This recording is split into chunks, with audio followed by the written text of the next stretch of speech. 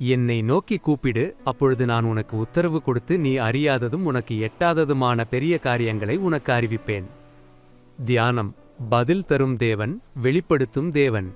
எரேமியா 33:3 என்பது ஏராளமான விசுவாசிகளால் தெய்வீக தொலைபேசி எண் என்று அழைக்கப்படுகிறது.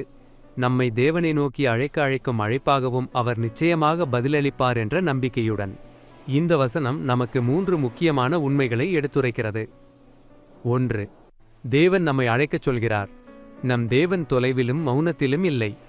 அவர் தம்முடைய பிள்ளைகளோடு பேச்சு வைத்திருக்க விரும்புகிறார். நாம் ஜெபிக்கும்போது அதை வெறும் சடங்காக அல்ல, ஒருமையான உறவாக பார்க்க வேண்டும்.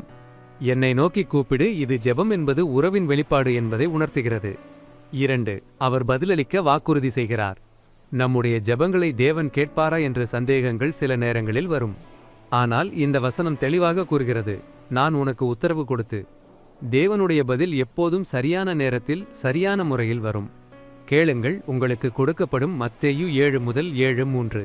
அவர் மறைந்துள்ளவைகளை வெளிப்படுத்துகிறார். நீ அறியாததும் உனக்கு எட்டாததுமான பெரிய காரியங்களை உனக்கு அறிவிப்பேன் என்றால், நாம் இயல்பாக உணர முடியாத ரகசியங்களை, தீர்வுகளை, வரப்பிரசாதங்களை தேவன் நமக்கு தெரிவிப்பார். அவர் நம்மை தம் நெருக்கமான உறவில் நடத்தும்போது மறைந்திருக்கும் காரியங்களை வெளிப்படுத்துவார். கர்த்தருடைய ரகசியம் அவரை பயப்படும் மனுஷருடனே இருக்கிறது. சங்கீதம் 25:14. ஜெபம். பரலோகத்துக்கு தந்தையே, நீங்கள் என்னை அழைக்க சொல்வதை எனது இருதயத்தோடு ஏற்கிறேன். நான் உம்மை நோக்கி அழைக்கிறேன்.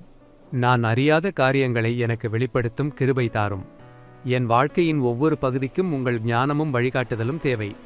இயேசுவின் நாமத்தில் ஜெபிக்கிறேன். ஆமென்.